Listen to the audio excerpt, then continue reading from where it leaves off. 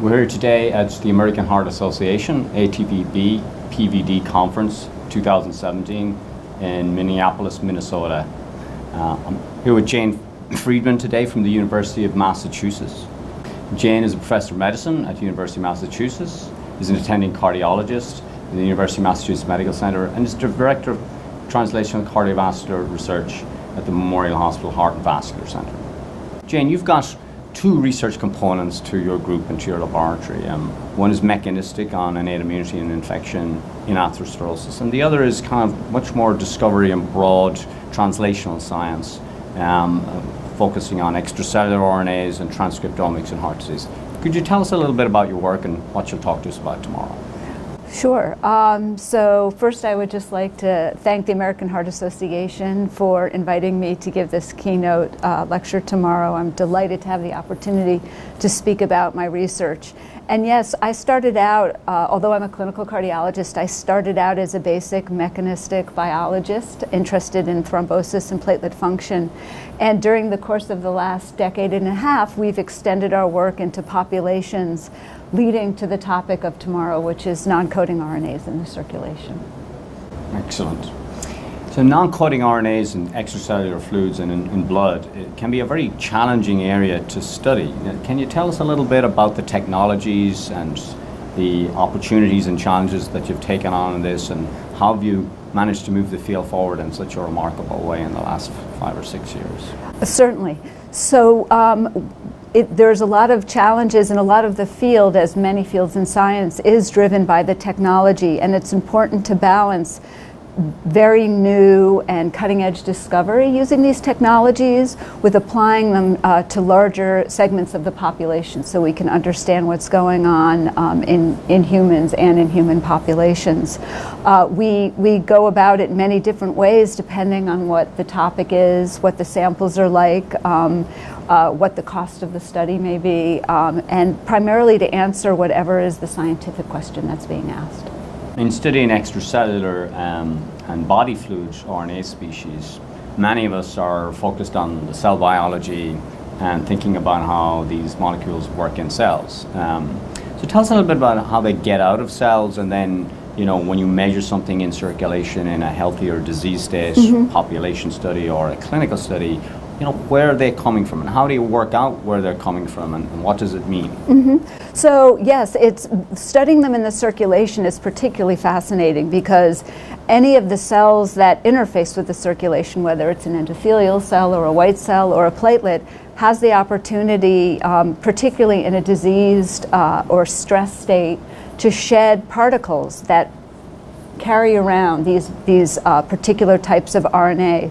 They may have messenger RNA, but they're primarily filled with these non-coding RNAs. These non-coding RNAs may get cleared, but they may also be taken up from other cells where they can lead to different types of translational effects.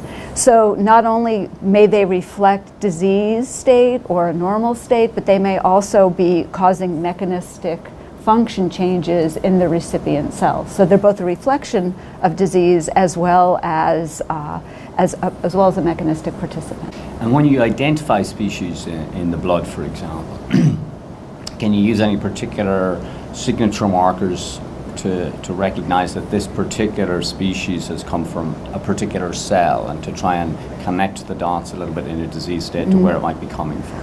Well, we earlier on thought we could for the most part, but unfortunately the cells share a lot of these RNAs, so often it's very difficult.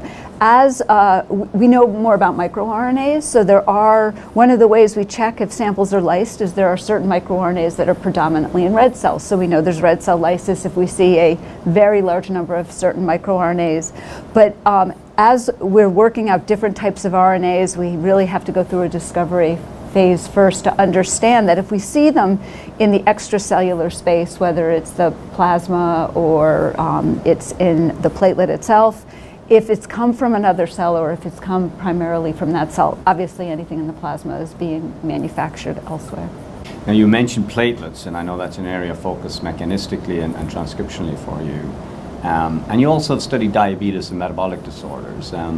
So could you give us an example, maybe from platelets or diabetes, as to, the production of these that's gone awry, and what they might be doing, and how they can be kind of used, and how they may be involved in the disease for platelets or for diabetes, for example. Well, for mRNAs, we've found very specific patterns of mRNA expression in platelets related to increased BMI, obesity, and the metabolic syndrome and diabetes.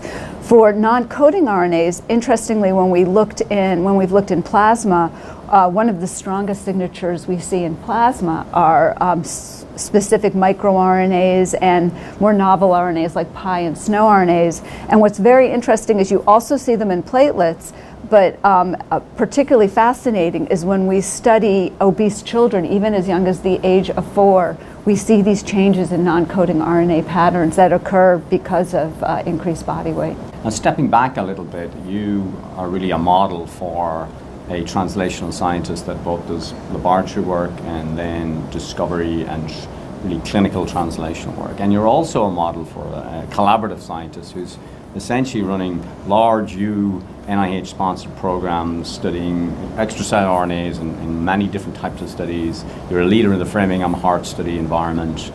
Tell us a little bit about how you view team science, how you work in that way, and what it means to you to be involved in these large group efforts, and how you kind of work in them, and how would you encourage others to get involved? How do you see this as a part of your career?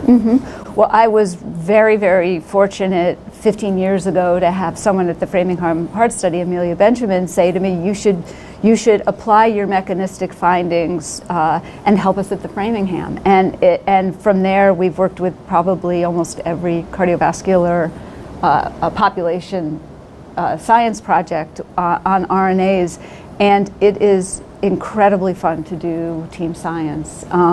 It's first of all, I'm not a population scientist by training. I'm not an epidemiologist, and my statistical analytic tools are poor.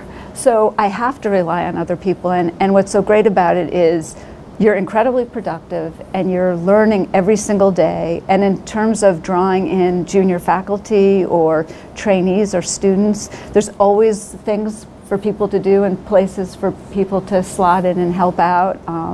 And it's just really, really fun. Not that my mechanistic studies aren't fun, they're fun too, and becoming more team science focused as well. But when you work on these larger studies, you absolutely depend on other people, and it's a very, very exciting path to take.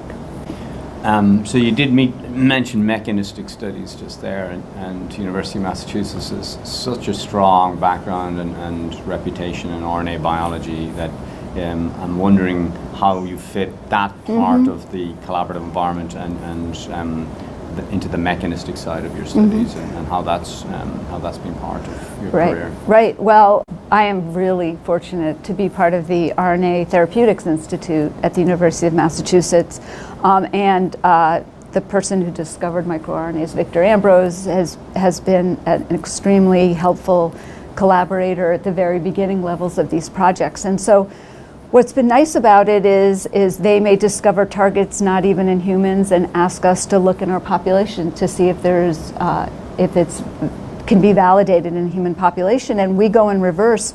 We find by some of our sequencing discover methods some very unusual things, and I have the opportunity to go directly to these people who've discovered some of these types of RNAs to say, would you expect to see them in a human population, and do you think they're relevant? So it's been a perfect collaboration at that institution. You've been incredibly successful in a relatively short number of years for scientists. How do you actually do it? You do all of these different things as well as a clinical cardiologist, and have your family life and kind of leadership role at the institution. How do you balance it all, and how do you get it all done? Supportive family first, supportive people at work, and never being afraid to ask for help, and genuinely enjoying working with other people and collaborating with other people, and also just knowing what your limits are, what you can get done and what you can't get done. So, one of the big themes at this meeting we're at currently and over the last decade has been early career, junior faculty, and career development. Based on your own experiences in career, would you have any particular advice, both in the scientific field, but in the type of career you've built to early career investigators in our community? Well, I think as your career progresses, you shouldn't be afraid to go off in right angles if the science and the situation takes you there. So you shouldn't feel like just because you've picked a specific target in a specific cell, you have to spend your entire career studying that. It should be where your passions take you, because you're definitely more productive where your passions are.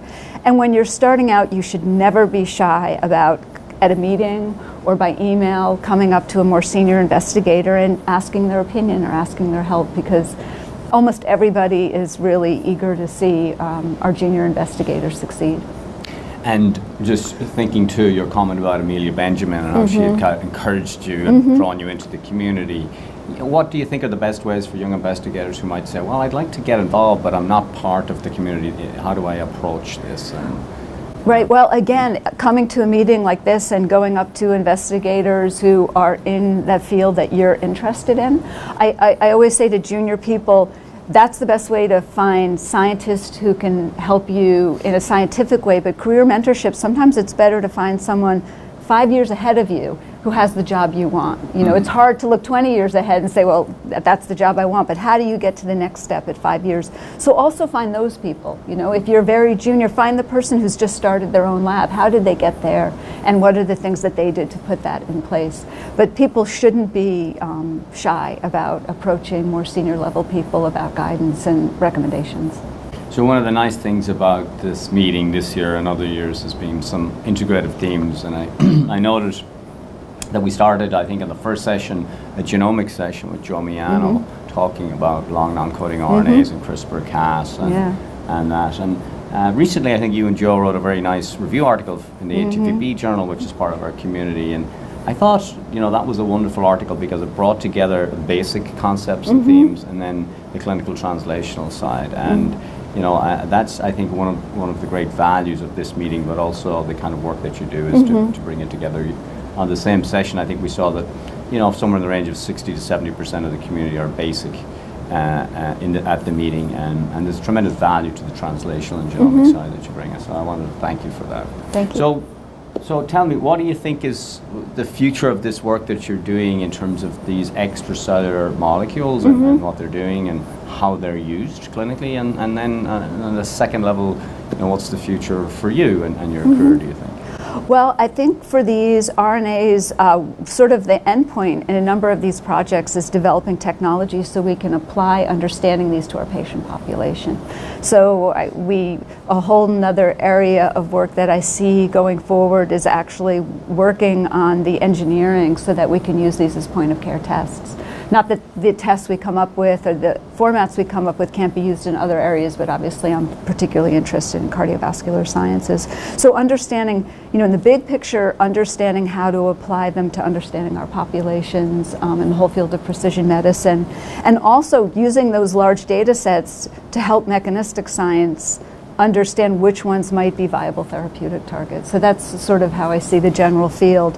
One of the things we've become very interested in is when we've worked with the NIH with a specialized pipeline. So when we analyze our data, we find non-human things in our circulation, and how many of those things are real or not real, and are they relevant to human disease? So it's sort of taking the whole field of the microbiome another step, because it's not in our gut, it's in our blood. And is that real and is that not real? And that's another area that we're pursuing in the future. Yeah, very exciting. I suspect some of it is real, and it'd be very interesting to see where that goes in the field.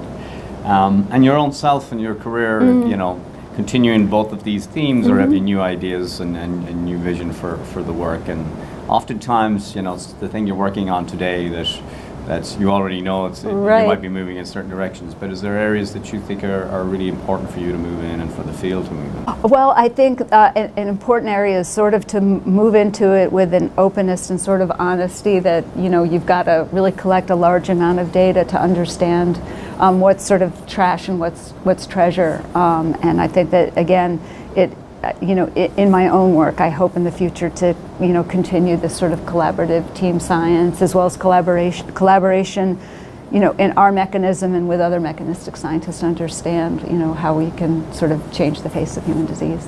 Jane, thank you very much. Is there anything you want to finish with? No, just thank you very much for interviewing me today. This has been a lot of fun. Great, thank you.